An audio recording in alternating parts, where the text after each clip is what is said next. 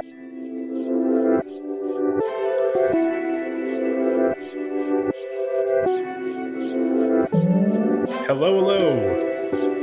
Welcome to the Make It While You Fake It podcast. A podcast about running a custom furniture and woodworking business while also trying to start a community makerspace outside of Philly. All without having any formal education in woodworking or in business. I'm Dan Skirma from Woe Shop Woodworking and Monco Makers, and I'm glad that you're here with us.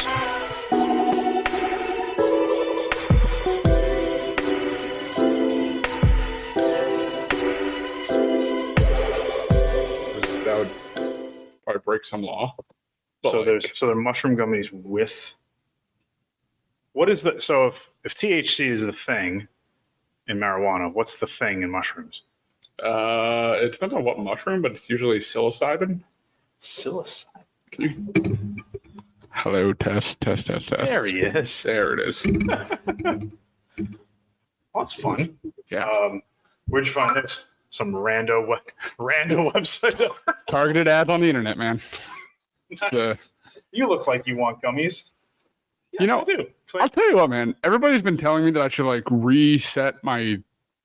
I think the word they're using is cache. Oh, okay. And that will like wipe my slate clean on the internet for like targeted ads and things like that. That's my grandfather. No, that won't do anything. Oh. They've used pixel tracking on you forever, and they've stored that off of your browser. What is pixel tracking? Give me a lesson on that. That sounds interesting. Overall, the idea is there's a little piece of JavaScript that's loaded onto the website that just records your behavior, and then it stores a cookie in your browser, and then the cookie's always recording where you go, so they know where you came from, where you went since. That's why when you go, that's what ties like you browsing for something, you're doing a Google search, and then you get a Facebook ad. It's that tie. So because what if I clear my cookies? It's already been offloaded. It's been offloaded. They've already taken that data and stored it somewhere else. They already know you because they can browser match you. There are a million ways. You have a fingerprint on your browser that is strictly you. That is I worked for a click tracking company before. Oh man, that's why they know everything. And because everyone has for Android, you have Chrome on your phone, you have Chrome on your laptop, you have Chrome wherever. That's all synced up, so you can search for something on your phone and then get ads on your computer and vice versa, and it's all just tied together. You know that one scene in Parks and Rec where Ron gets fed up with his computer and it knows him somehow. Yeah. And he throws out the window. Yeah, that's pretty much. That's about where I'm at right now. Yeah, that's pretty much it. Oh now, God. What's fun is when we try to purposely do it to friends and we just start, putting like anal beads, and you just start saying it around their phone. Oh yeah. And then they just start getting ads like, what is this shit? We're like, dude, what are you looking up? That's hilarious. That's actually really fucking funny. It's pretty funny. I'll tell you what though, I have almost done like a full cleanse, we'll call it. Yeah. For my targeted ads. Sure. I've gone from getting almost exclusively engagement ring ads. Yeah. To snowblowers. Yep. That makes sense for you. Yeah. Right? Because you no longer need engagement rings. Oh yeah, I don't need one because I got engaged. Yeah. That happened. And you didn't even buy one. Nope. Because you're a crazy person. I don't know. It bothers me paying somebody to do something that I could do probably as good. Yeah. So I just did it myself. Made engagement ring myself. It turned out fantastic. It was really, really cool. It was a good little ring. Yep. Got the job done. She said yes. That's key good. detail. That is good. She cried. I did not, but I was sweating a lot. It was like really you also did it hot. on like July 4th weekend when it was 100+ degrees. Yeah. Sweaty. Oh yeah. Yeah, no, it was I had a whole like little speech planned. It was gonna be romantic as shit. Oh, you didn't say anything of that. Absolute fever dream of a moment. Likewise. I might have gotten her full name out. Oh, dude, I got down on a knee. I was just like, like, fine, let's go. Yeah, no, it was Fucking nothing. say yes so we can leave this hot ass port. Oh yeah, yeah. No, I purposely did it in like end of September, and it was nice and cold. Oh, It wasn't really cold, but I mean, it was better than the 4th of July. man, was it September? Yeah. No, it was about September. It was fun because we went to a Mets game at Citi Field or Shea Stadium. I forget which one was which at that point. But either way, we went to a Mets game, and then we went with like 8 friends, and they all knew I was doing it the next day, and she didn't know, which was fun. Nice. So Love that. As we're all leaving, they're all just giving me like winks and high fives, and she's like, "All right, whatever." Moving on. That's awesome. Hell yeah. No, it was pretty fun. But that's awesome. Congratulations. Good little moment. And I can't wait to see what the next thing my internet tells me I need, because I no longer need a snowblower either. No, because you bought a snowblower to completely dismantle the snow blowing aspect of it. So we have a shop tank now. I love Shop Tank. Shop Tank's really fun. It's adorable. It's, you know what? It's a hashtag that is worthy of the internet. Now, so the plan is I've had to turn away a couple jobs recently with the sawmill because we wouldn't have been able to get the sawmill to where the logs are, because we have to either tow it with my Suburban or my dad's Tacoma, which is essentially the same footprint and maneuverability as the Suburban, it turns out. Yeah. So it made sense after turning away those couple jobs to try and find a way to move the sawmill through people's yards, through the woods or whatever, without needing an actual vehicle to do it. I was looking at a bunch of different options, different ways to put hydraulic motors on it and run it off the hydraulic system of the sawmill. Just make it one self-contained unit. Turns out there's really no more capacity on the hydraulic system. Yeah. To add, the flow for it isn't nearly high enough. And honestly, you would just start breaking all the warranties. Exactly. And especially with Wood-Mizer, where they have enough problems. I'll be honest. We have effectively voided the warranty on that sawmill as it is, with all the mods that we've done to it over the years. Yeah. But I mean, honestly, at this point, you're already in. The other one lasted you like 3 rounds of cutting before shit started hitting the fan. Yeah. You had ignition switch problems. You had hydraulic problems. Yeah. You had freaking everything with that. Yeah, no, this one has the battery. Oh my God, the battery fucking exploded in front of the Boy Scouts. They thought it sounded like a fucking shotgun went off too, man. Like, wow, this thing's awesome. Like, that's absolutely not supposed to happen. Yeah. Ignore that. Yeah, no, sawmills don't usually have fireworks. No. But yeah, no, so I was just kind of dicking around on the internet trying to figure out ways to move trailers over grass.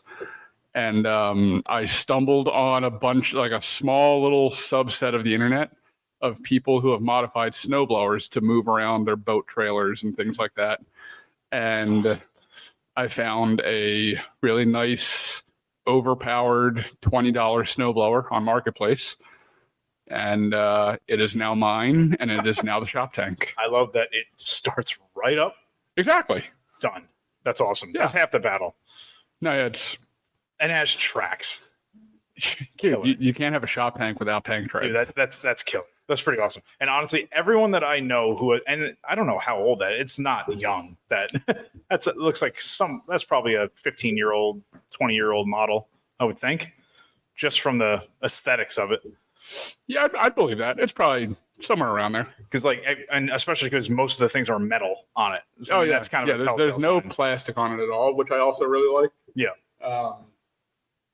But I mean, all my neighbors who have bought snowblowers, new ones, they're so expensive and they don't fucking work. No. Like, unless you are actually maintaining it and turning it on when you don't need it and regularly, like flipping it on, every single one of them is all out there in the driveway struggling with starter fluid and this and that, like trying to get them to start because they literally haven't turned them on in probably 11 months. And now it's like 10 degrees and they're looking at 3 feet of snow. Yeah.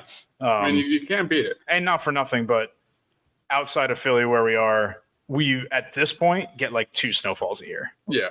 And it's just not worth it. And honestly, they've closed schools here with like the threat of snow, which is how rare we get snow now. Yeah. So I will never get a snowblower. I don't have enough yard or whatever. And honestly, if the kids are home from school, I get to be outside for like 30 minutes, shoveling, and that's fine. Oh yeah, exactly. No, it's plus I looked it up. So it's an MTD product. Mm-hmm. Well, what is now MTD? Back then it was a company called Yardman. Yardman. I've seen those little tiny ride-on mowers. Yeah. American company, made in Tennessee. Nice. Got a little sticker on it and everything. So that is a goddamn American-made shop tank. Hell yeah. That is what America. it's all about. Nice. America, fuck yeah. Well, that's awesome. That is a fun little shop project. Yeah. You know what? I needed a little palate cleanser. I needed something to get my head back in the game. Yeah. I got a bunch of projects I got to fucking finish up. Yep. So yeah, to be distracted. Yep. And if you haven't noticed, you probably have with all of our loyal listeners, we did take a 3-week break because honestly, the first week I had a guest lined up all the way up until like an hour before, and they just couldn't do it. And no one was here, and no one was planning on being here. I'm like, I'm not going to do this by myself. It's ridiculous. So I'm like, all right, we'll push it off a week, take a little break. And then the next week, I was slammed with commissions that I needed to get out before vacation. I literally just can't take another night. That's right, man. You just went on vacation. Tell them about that. Yeah.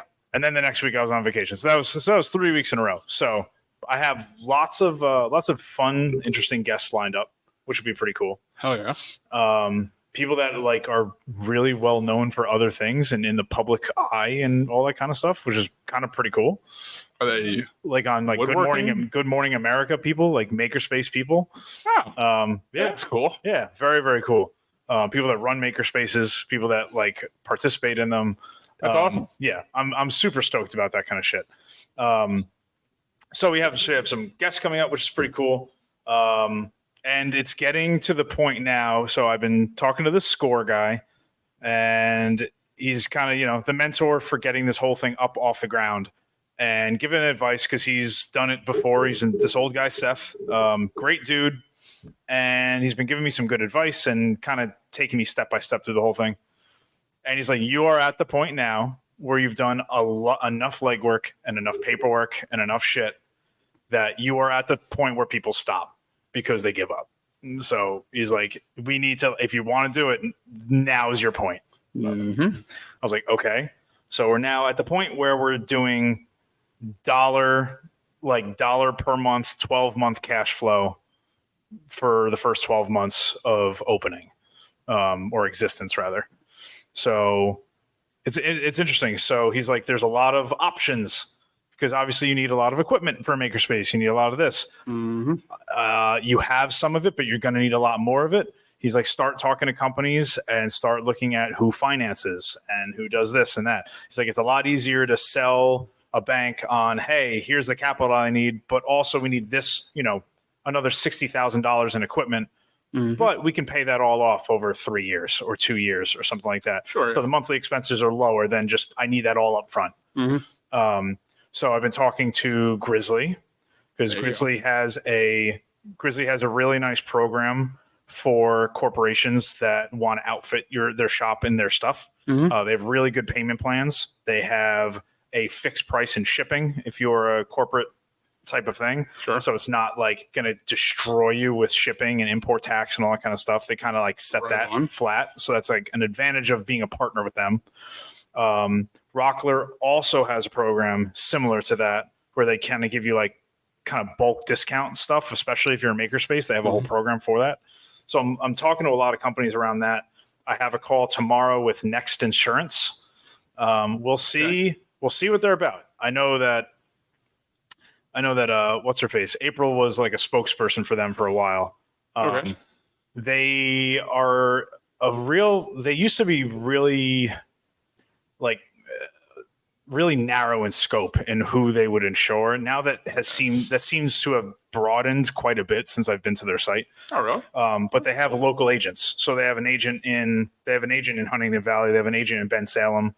A lot of them are just risk guys that just take on Next Insurance as kind of like a additional, finder's fee type broker. Yeah. So I'm going to talk to them to see what the deal with them is about because they specialize in makerspace insurance. Really? That's Yep. cool. I just want to know because I put in some initial numbers like probably 6 months ago, and there was no way it was that cheap. So it's just like one of those wizards on their site. So it's going to be way higher than I saw on their little site. So I just need to talk to the guy because they want square footage, they want what kind of machines, the value of that, they want how many people are going to be in there, what kind of stuff you're doing. Like it's real specific. So I got to get into that. Plus, I know more now after planning this for this long. Sure. So we're going to talk to them.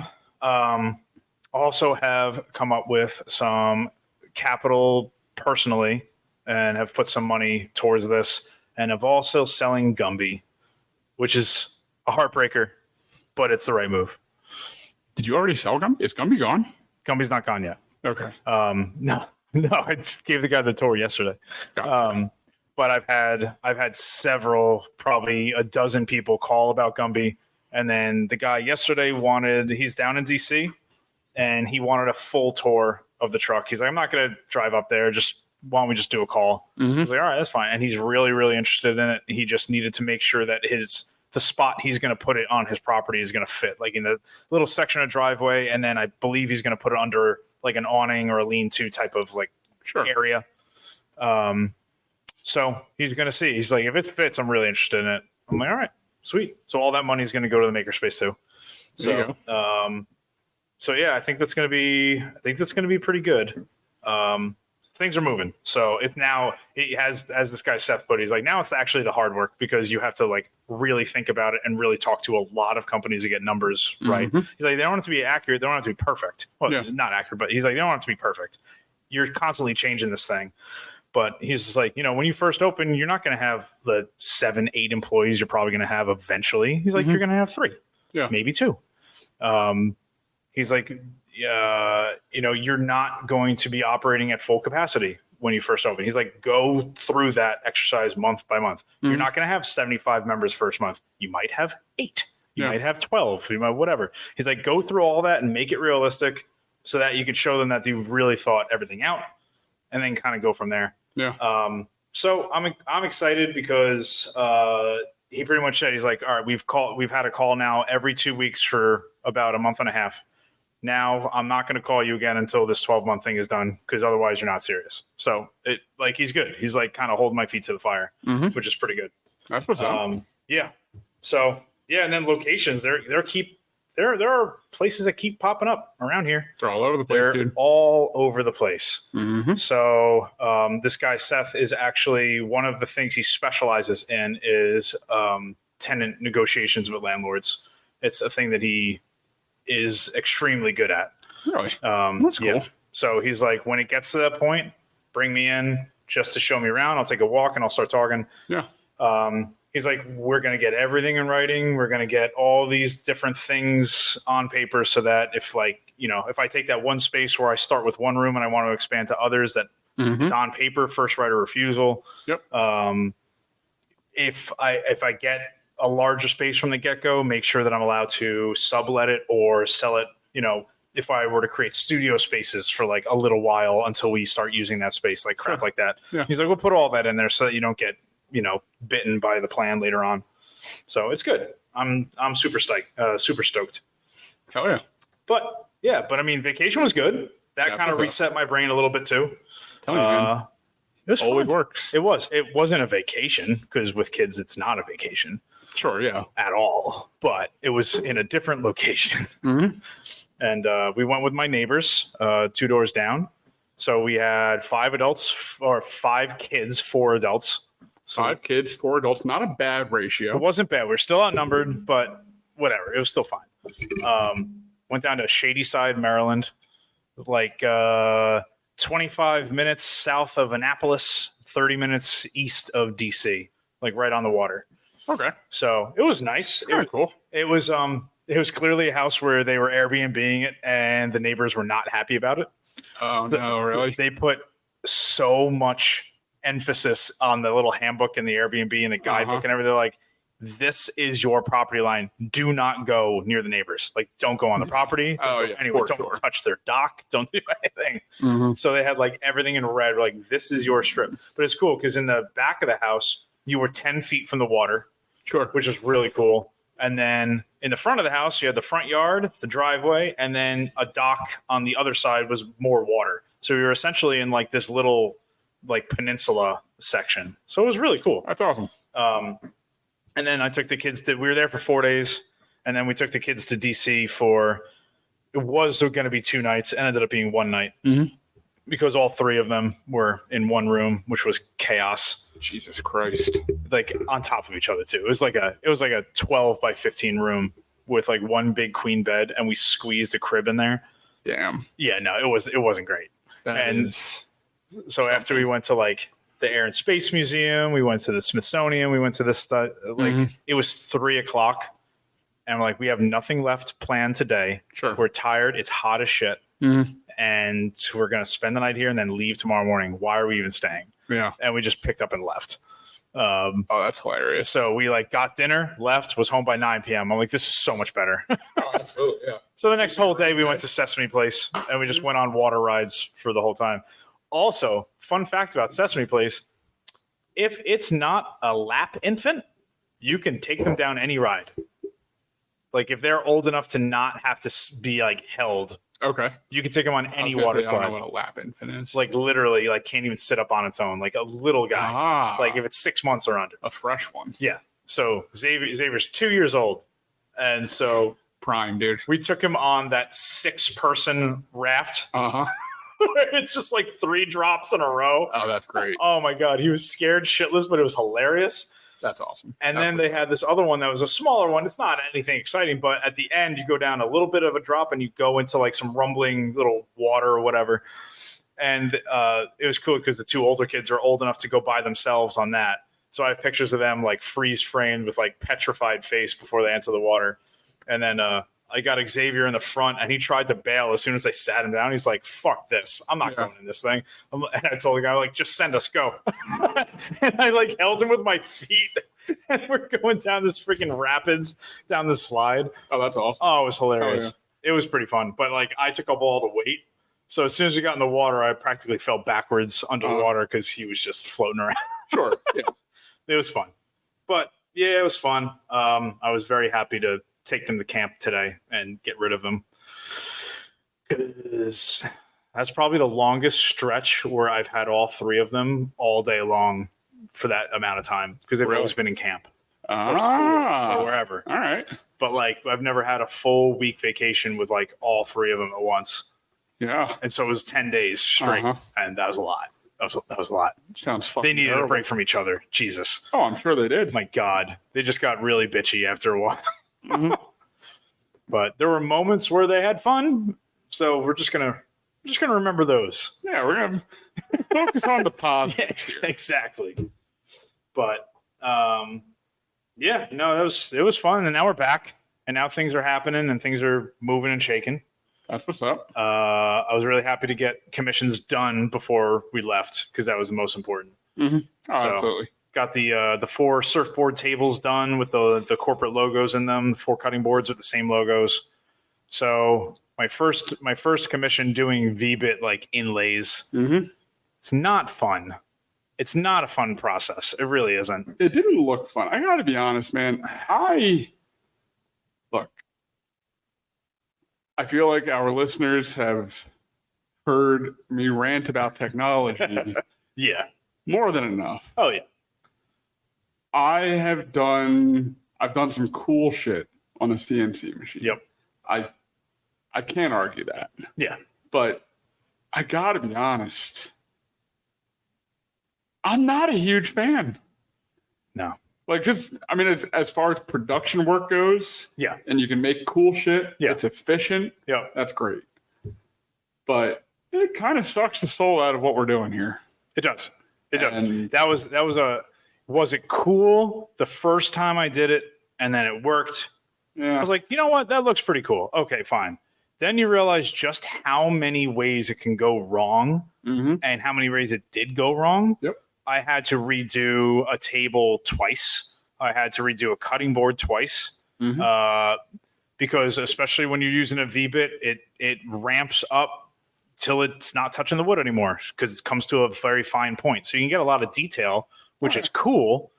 But as soon as you sand a little bit too hard or the planer is set like, an eighth of a turn too much, it started erasing the logo. I'm like, God damn it. And then one was okay, but then the next one was like a little bit thicker, and then it took half the logo off. I'm like, are you freaking kidding me?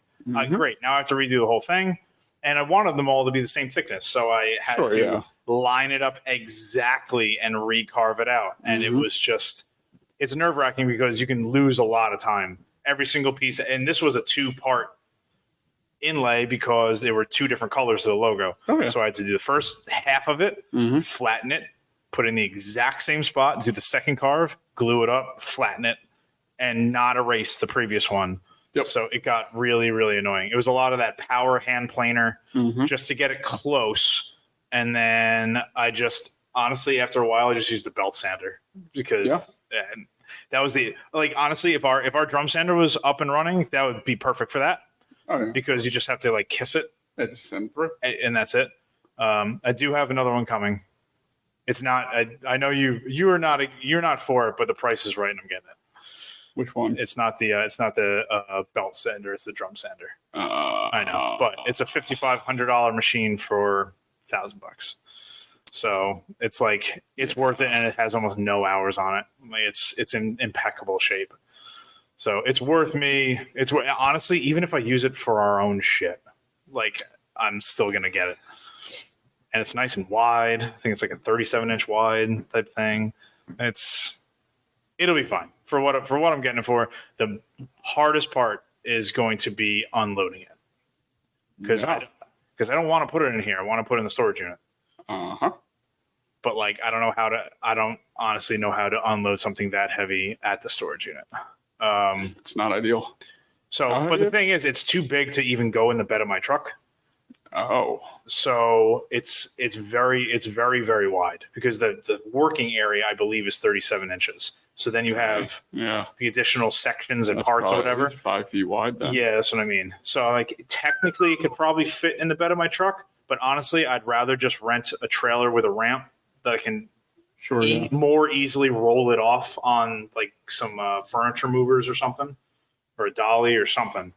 What brand is it? It's Grizzly. Grizzly. Yeah, that's interesting. Yeah, no, it's a really nice looking machine. Getting it from my buddy Brian. He's in New York, so it's about a 2-hour drive to him. Why don't you tell them about the lesson you learned in shopping local for table bases as opposed to the internet? God damn it! Yes, there it is. God, okay. Yep. You want some fucking ranting? Dan's gonna fucking rant. Give me a rant. I can't be the only one to fucking rant on this. Because honestly, I wasn't gonna put them on blast, and they have fucked me so many times that it's there. I'm there. It's there. I will never shop there again. So I will never shop at all ever again at restaurantfurniture.net. Trash. Absolute trash. But that sounds so promising. God damn it. I needed restaurant furniture. Boom. There it is. So all I needed was 4 sets of bar height table legs. That's it. Black, round cylinder table legs with just pretty much just a T foot on the bottom. Yep. That's it. Not hard. Basic bitch table legs. So 8 total legs, 4 sets of legs. They charged me with crated shipping $580 for these fucking legs. Okay. Right? Yeah. So they said on the website, ready to ship. You can get it in 7 days. Perfect. Love that. I ordered it May 10th. It is like July 22nd. They came in July 12th. So they came in 2 months later. I asked them after 3 weeks, I'm like, hey, I never got a shipping thing, a tracking number. Like, oh yeah, it hasn't shipped. We'll call you tomorrow with a tracking number. Cool. Never did. 5 days later, I call back. They're like, oh yeah, we'll call you tomorrow with a tracking number. Never did. Sure. That went on, and I'm like, yo, where the hell are my table legs? Because at that point, I was almost done with the tables. Like, I left them plenty of time.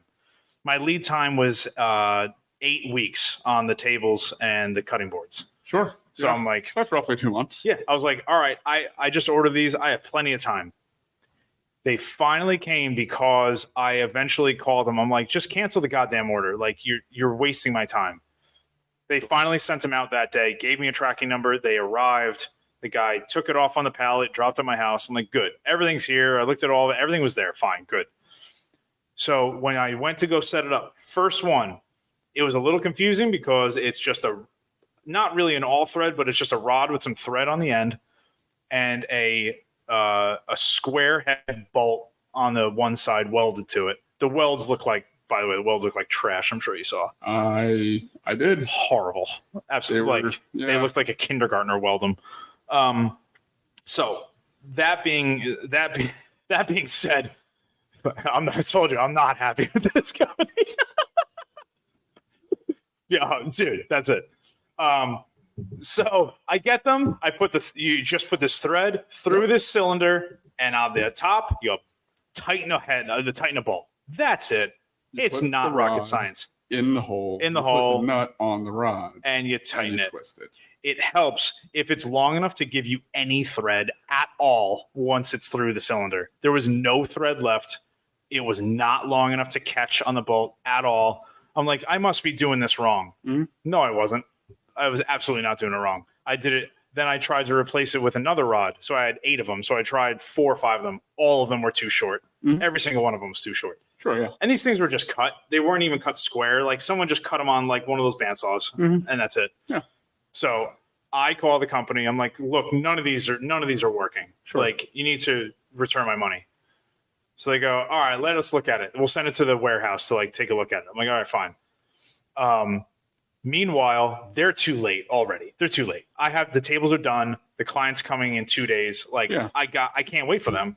So I go to this local place in Jersey, Restaurant Equippers in, we'll just say Cherry Hill. It's somewhere around there. Yeah. Talking, something like that. Sure. Awesome. My man over there was unbelievable.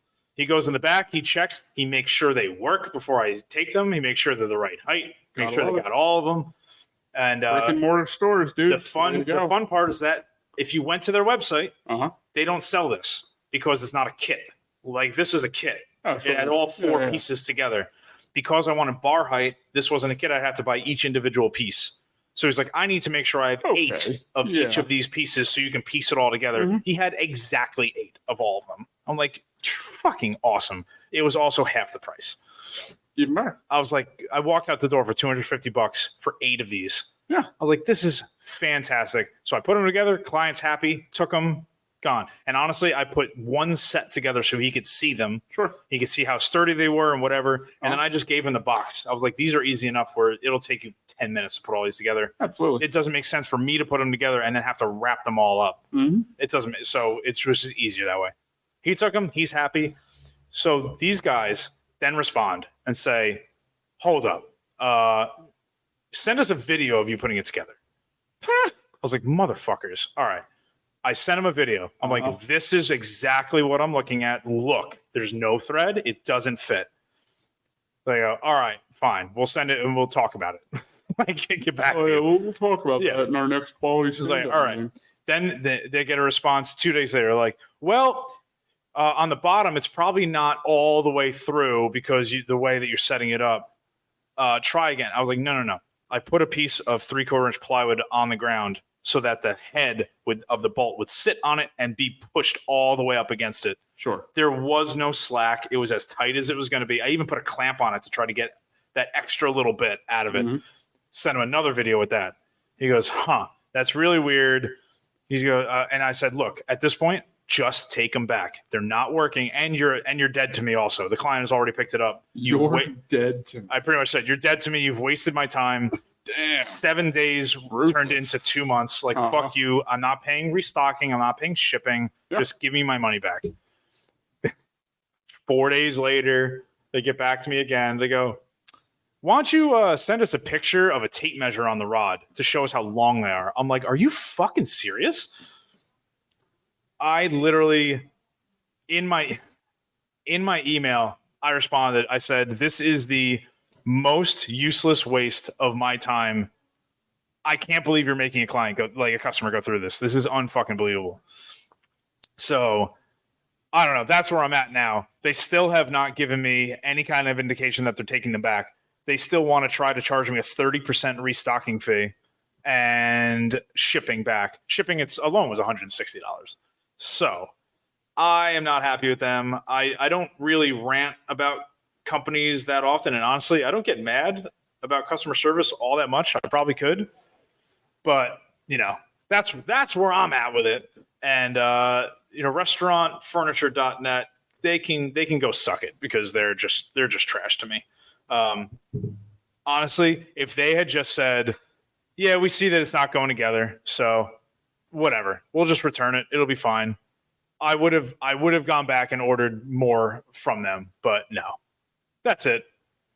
what do you got over there? Oh God. Just killed 2 of them giant roach johns. Oh, dude, he's beefy. Oh man. They were both dead and they had a nice satisfying crunch to them. Oh man. Yeah, so we have these big ass roaches in this factory. I mean, this factory is what, from the 70s, early 70s? I don't think they're actually roaches. I'm pretty sure they're just really big beetles. Really? Yeah. Oh, and they only come in from the door. I guess they don't have the tentacles, really. The little, the tall things. Tentacles? Yeah. Those are antennas. Antennas? Yeah. Those are antennas. The antenna tentacles? We don't have tentacled cockroaches in Hatboro. Dude, I don't know. This area is fucking weird. Remember that water that was poisoned? Who knows? I don't know what. Jesus Christ. All right. That's fire fair. hydrant water that we were drinking. That's fair. Wonder what ever happened with that. Aaron Brockovich was suing the state, so I don't know what the hell happened with The that. company that I used to work for was in charge of doing the cleanup for that. Nice. Sweet. Yeah. Are they still around or? Oh, yeah, no, they're still around. Look, Oh, that's good. the water in Horsham is 100% fine. Sure it is. If you put water Uh-huh. in like an old school Teflon coated pan, Yeah. you will consume more Teflon, we'll call it, Sure. from that water than That's you will by drinking a lifetime of Horsham municipal water. I'll choose to believe you. Sure. I mean, sure, why not? It is 100% safe. I mean, I've the amount of crap that I've heard about leaving a water bottle in the baking sun in your car, Oh, yeah. and then you drink the water bottle. Usually, can all just fucking plastic and Yep. chemicals. Like, it is what it is. But anyway, Absolutely. fuck that company. No Yeah, more. correct. Never again. Shopped local, got exactly what I needed, and it was done. See, fucking start shopping local. For All real. of you. For real. Honestly. Yeah, so that was that. I was really pissed about that. But Yeah. whatever. On to more fun things, though. On to more fun things. What do you got? I will be able to refinish a table, which I normally would never refinish a table. Yeah. It's not my thing. I want to refinish this table. What? Okay. What table? So it's made by Robert Lovett. Okay. He was George Nakashima's little protege guy. Yep. I'm familiar. I've never gotten to see any of that shit in person, and I'd be kind of excited to, because it was made from wood on my buddy's grandmother's property for my grandmother, and he made it, which is kind of cool. Love that. So I don't know. I just would like to see like really good construction and a really cool table that has lasted that many years. I think she had it cut. She had the tree cut down in like the early 70s, and then had the table made pretty much soon after, whenever it was dry. So I got pictures of it. It's very simple, but it's very slim mid-century modern design, the whole thing. So my buddy's like, don't get too excited. It's not that cool. I looked at it. I'm like, it's pretty cool. Like I'm gonna echo your buddy. Yeah. Don't get too excited. I know. Well, at first he said it's a George Nakashima tale. I'm like, what? Now that's really exciting. And he's like, oh, I mean, a guy that worked under him. I'm like, Yes. all right. But Also, a lot of Nakashima's tables. Yep. And his like casework and cabinetry Mm-hmm. back then actually wasn't all that great. Okay. Like as far as like the actual construction of it goes, he had a really good name. He had a really good publicist. Mm-hmm. He got hooked up with some really big designers. Yeah. He's a local legend. Yes. And he has a very unique style. Yes. The actual physical construction of some of his tables. Really? Because we've had to do kind of like what you're talking about, restoration of them. Sure. And they're nothing special. Like stuff that was like in the terms of they were probably really good when they were first built, and then after time they just kind of loosened up or something like that. Things loosen up, but like a lot of drywall screws. Oh, okay. Stuff like that. Yeah. I mean, it was just a matter of him getting so big and just needed to pump stuff out. No, it was a matter of the kind of just making what he thought looked cool. Oh, okay. So like leaning more into like if a designer gives it to me, I'm going to make it as is and not. Yeah, no, he'll like not combat any of like the this isn't real in real space. Like this isn't stable in real space. Yeah, no, there's a lot of stuff that it probably falls more under like the label of like art furniture. Okay, that's fair. A lot of it is absolutely beautiful to look at. Mm-hmm. Moderately comfortable to sit on. And I myself could never sit on any of his furniture. Yeah. It's either too small or too delicate. Yeah. And it's just. And honestly, the pictures that my buddy sent me, it doesn't really even show me anything. Yeah. It really just shows me the tabletop. So I don't really know what the rest of it looks like. Okay. But I mean, the tabletop's just a basic, like it could be anything. Sure, yeah. That could be anyone's tabletop. He also had, which I said I can't do. I don't know if you guys would be into it or not, but I would never take on recaning a chair. I don't even know the first thing about it. No. Yeah, that's what I figured. I was like, and I figured that is something to have somebody that just does that. Yeah, there's because he has 8 of these chairs that are also from some designer. Yeah. I would talk to Mike. I believe Mike has a caning guy that we used when we were both working at Worthington. Interesting. Okay. Yeah. I want to say he has a guy for caning because it's one of those things that you're right. I would never fucking touch that with a 10-foot pole. Yeah, no, definitely not. It's just it's not what I do. I'm not set up to do it. Right. Right. There's tooling to do it correctly. There's tensioning stuff. 5 of these Hans Wegner teak dining chairs. Okay, that's now that is a name I would be more interested in. Yeah, and they look really nice. Yep. The caning looks really tight. Another Titan of the mid-century era. Yep. So I'm like, well, those are really cool. And then he started sending me like links on First Dibs. I'm like, oh, okay. Mm-hmm. So yeah. So that table is very similar to the one he has. Sure. Like the skinny round through tenon. Yep. You know, with the splines and everything. But yeah, no, real beautiful piece. Yeah. I don't know. It's funny because I was asking Mike. I was like off the bat, is it a mistake for me to even take this to refinish it? He goes, no. He's like, because it's just fucking this shit he uses. Yeah. It's just the hell is it? What does he use for everything? His finish. Mike's finish. Oh, Waterlocks. He's like, he's like Nakashima's secret sauce is just Waterlocks. Yeah, exactly. I was like, why? He's like, because they would buy it in a million quantities, and I would be with them at the store. They'd be buying a million, like a ton of it. Yeah, no, they used to get it through Willard's. Yeah, I was like, this is before nuts. Willard started to suck. Yeah, I was like, this is really funny. But anyway, that's just something different.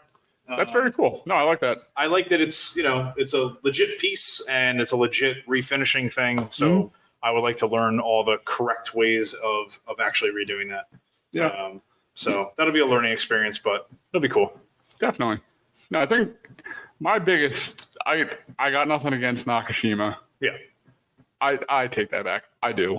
That's a conversation for a different time, though. Yeah. I think my biggest issue with it is like that coffee table that you just showed me. Yeah. on what was that website? First Dibs. Yeah. So that First Dibs also marks up the shit out of everything. That had a $6,500 Yep.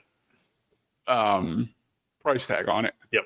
For a slab that looked like it was roughly 3 foot by 4 foot, maybe, give or take, maybe, with 4 round legs, turns legs, through tenons, splined. Yep.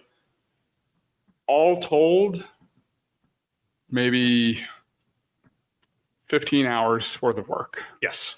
15, 20 max. Yeah. And then even in today's uber inflated lumber prices, maybe we'll call it $500 in material. That's what I mean. It's 2 boards. Yeah. And this is if I'm really honest with myself, this is just because I'm not making that kind of money with my name. Sure. Because I'll be honest, if I could sell a fucking coffee table for 6.5 G's, I mean, that's what I would be doing all day. Every day. I would just be cranking them bad boys out. Exactly. But I think it is absolutely bananas to be able to charge that for a coffee table. Yes, literally because of the name. And like from just like an artsy philosophical standpoint, fucking hate it. Yeah. From a greedy, self-centered standpoint, hate it out of pure jealousy. Absolutely. Oh no, I'm absolutely the same boat. I think that's my biggest problem when it comes to pieces like that. Yeah. I don't think there's anything actually wrong. I could have fucking done that. It's like, come on. Exactly. With not a lot of effort. You know what? People will come to me and they'll be like, "Oh man, I could totally do what you're doing." And then I usually tell them, like, "All right, cool. Either do it or fucking pay me to do it." Yeah, exactly. Yeah. That's kind of where I'm at. And that's the thing. At this point, I'm just, it's just not worth my time unless it's just not. I have too much going on. I'm trying to do this thing. Like I've gotten to the point where I've had the thought that I just stop doing commissions altogether and I strictly focus on opening the makerspace and doing only that for a while, for at least a couple months before I actually dive in. It's like just to clear my brain, clear my thoughts, and just like only do that. I also want to get all that lumber out of there because our boys back there are encroaching fast. Yeah. And it's like the 30s in Eastern Europe. There's a lot of encroachment there, and again, it's crazy Russians. Them crazy Russians. But either way, I digress. I do have another fun kind of thing. Fun for me just because it's unique. Sure. And it's a little different. Love that. I'm going to be doing some interiors for safes. Yeah.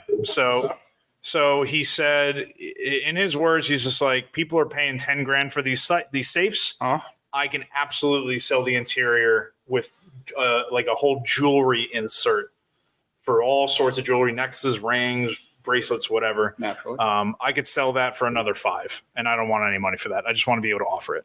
Sure. I was like, again, if I could sell an insert with like some drawers and some doors and some hooks and all that kind of stuff, if I can sell that for 5 grand, I'll do one of those a month. Sure. And that would be fine with me. Done deal. I won't take I honestly won't take other commissions. I'll just do that. Yeah. But he's just like, I want it to look really, really nice. And I want you to use some exotic wood, make it look really cool. Use like some nice gold hardware, some gold Brusso hardware. Sure. So those little tiny poles, the little like knife hinges, like all that kind of shit. Yeah. So we'll see. We'll see how that works because they have to be somewhat custom to the safe just because of the size of the door and the thickness of the walls. That drawers have to clear the front door and all that kind of shit. But he's like, honestly, you just glue it to the bottom of the safe. Like, that's all it is. That's really it. So I had to shop around for some stuff. They don't really make soft close, like tiny soft close drawer hardware anywhere that I found. Like the shortest and smallest are like, I guess 7 inches long, which might be fine for what I'm doing. But the guy was like, I want it to be really, really nice. Sure. Like everything soft close, everything. I was like, okay, you can probably find some stuff somewhere. But all the jewelry inserts themselves are just sold separately. Yes. And you can customize all the sizes and just order a whole bunch of those. So that will be pretty interesting. He just wants one of them now to showcase how nice they can be to have in his showroom. And he's like, and then I'll just start selling them. I was like, okay. There you go. So that's cool. Just a bunch of little boxes. Trying to think, I'll find it here eventually. But they do make, like, we'll call it miniature scale, Yeah. like soft close hardware, but it is not a drawer slide mechanism. Oh, okay. It's a completely different type of mechanical Oh, okay. device. Interesting. The mechanism works on a cam and a spring. Oh, yeah. Okay. But they're very cool. Yeah, no, I'd be open to anything. But that'll be cool because it'll be like a lot of tiny little dovetail drawers that look nice. I was sending him a whole bunch of different options for wood species and all that stuff. Originally, I was like, I can do anything with veneer, but then you don't need that much of it. So I'm just going to make solid drawer fronts out of whatever nice wood, and then just solid maple on all the little miniature cabinetry. And it's all going to be like, a 1/4 inch thick, even thinner. Sure. So that'd be pretty cool. Something different. But yeah, I mean that's what's going on in my world for the most part. Yeah. Also, if you do a real quick search on the Amazon, Yes. I got 5-inch mini soft close drawer slides. Yeah, see, those are the ones that I found. Like they're like 5-7 inches. Yeah. I still think it might be a little funky because there's going to be no weight in these little drawers anyway, which don't even warrant any hardware. Yeah. They're just running on a wood rail. But I was going to say, wooden rail, a little bit of beeswax. Right, exactly. So I mean, I feel like that's unnecessary. But I mean, he just said that in passing. I think he just said that because he felt that was fancy. Sure. Yeah. I was like, all right. I mean, you could, if you want to actually get a little fancy with it, get that'd be fun. Get some 1/2-inch Corian and make dovetail slides. Ooh, I do like that. They'd be slick. They'd slide pretty nice. Interesting. Yeah, I'll test some stuff out. That's pretty cool. I mean, that, and plus we've already proven that you can run Corian on the CNC, no problem. Again, yeah, no, that's true. Made a really nice little ravioli mold. Yes, you did. Yes, yeah, a little ravioli press. Yeah. Damn good lobster ravioli. So you got some big ass doors, exterior doors. Yes. That you're making. Yeah, I am slowly just making doors. Nice. I actually have before signing on to the podcast here, I actually saw I have a request for a quote for another set of doors for another local old stone farmhouse. Nice. Turns out it's actually a pain in the dick to get custom, like truly custom doors, not doors that are custom from 5 different sizes in a catalog. Nice. But like actual shit to fit a hole in a wall that was put there 200 years ago. Yeah. But you're not installing them. Yeah, exactly. That's the best part, man. I just got to make sure it fits in the hole. Somebody else going to install it. Man, Nice. I cannot think of a better setup. Plus, I mean, I've done a lot of doors in my day, working for Worthington, a couple other companies. They're not that bad. I've already got a bunch of shapers. Yep. I've got a good joiner, a good planer. Yep. Multiple table saws. Yeah, honestly, the Roblin combo machine is honestly that I love that mortising, that little mortising guy at the end of the joiner. That's pretty awesome. I gotta be honest, I love combo machines. The gizmosity is off the charts. It is. I love them to death. This thing is pissing me off. The sliding mechanism on the table is annoying as shit. That is annoying. It is annoying. They almost made too much adjustability in it with that sacrifice stability. It seems like it. Like you didn't need. Same thing with the SawStop one. Like there were 3 settings for where you wanted the table to start and where you wanted the table to end. Yeah. Like, you don't need it to do that. Just have it do like whatever the standard is, call it the max, and that's it. Like, just, No, I mean, for what it is, it works fine. I mean, one of the other big problems is that the multiple people that come through the shop on a day-to-day basis lean things on it. Yeah. People will like sit on it, which that's not good. Not ideal. That's not good. And also just being in a small shop, it becomes a tabletop surface. There's we have a welder. Yeah, there's a welder case on it, and the case for a porta bag. I mean, it's some other wood over there that's just kind of sitting on there. Yeah. Yeah. It's definitely a problem of my own making, for sure. Honestly, that'll be good when you get a house, a barn. Exactly. You want it in there, honestly, because you'll actually use the planer and joiner at that point. Yeah. When it's in the barn, instead of having a million machines everywhere with VFDs and all this other kind of shit.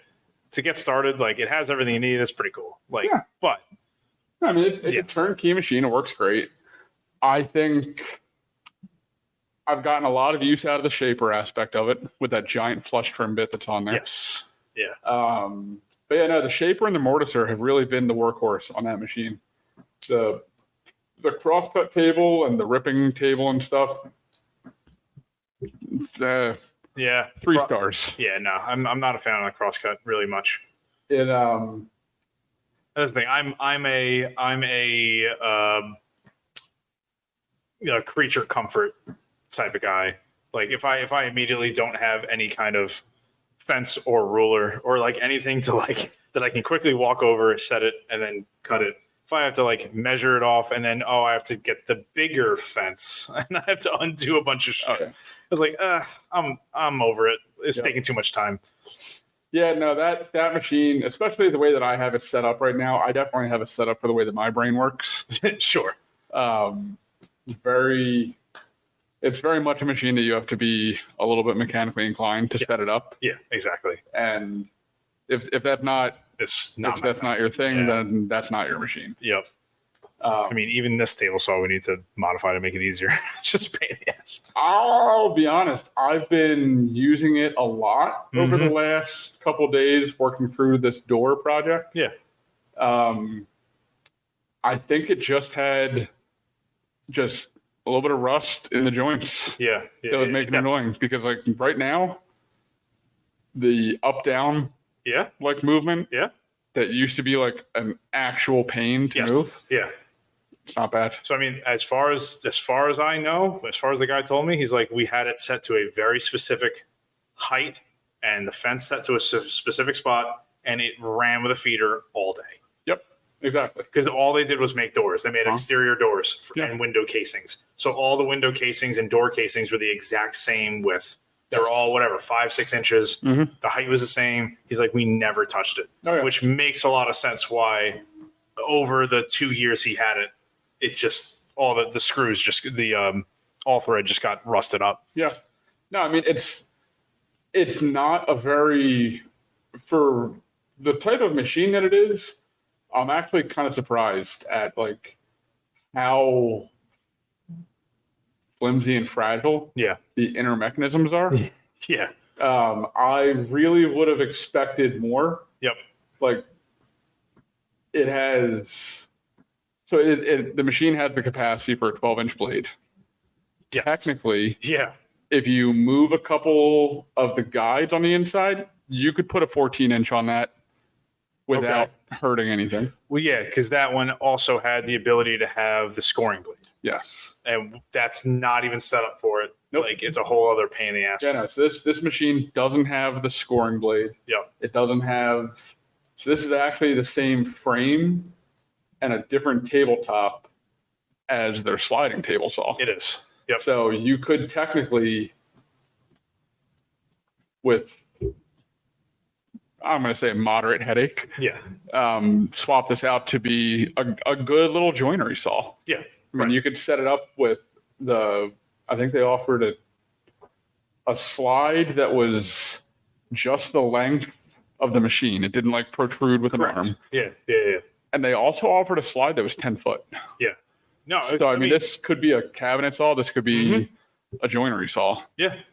But the inner workings of it they're like the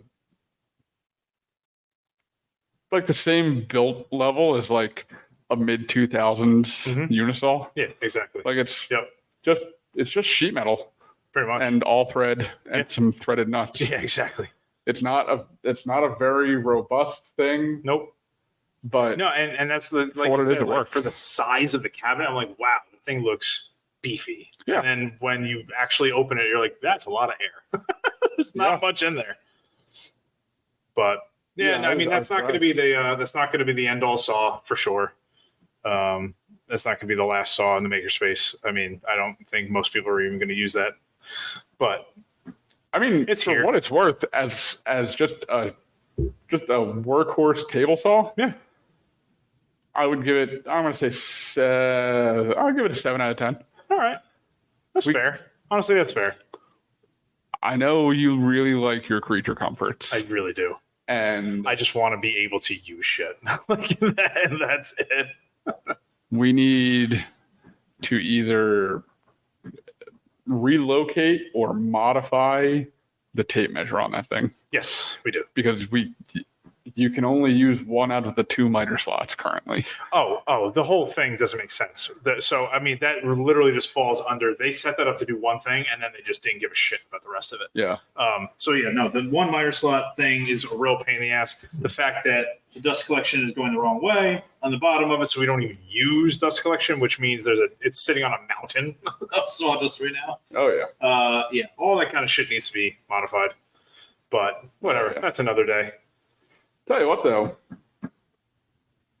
it does not get bogged down cutting through. That's what I was going to ask you, because all your doors are out of white oak. Yep, 2-inch white oak. So I did that, and we have a decent blade on there. Yeah. Were you using the CMT blade for the full ripping? I was using the Home Depot combo blade. Nice. Yeah, and I'll tell you what. It's better than tripping breakers, man. It's not bad. I gotta be honest. Yeah. I honestly, whenever it would bog down even a little bit, I realized it was because either the blade was dull or it was the wrong style blade for the cut I was doing. If we had like a cross cut one on there, I was like, you know what, I just need to rip once. Can't really do that. It didn't like it at all. And one time the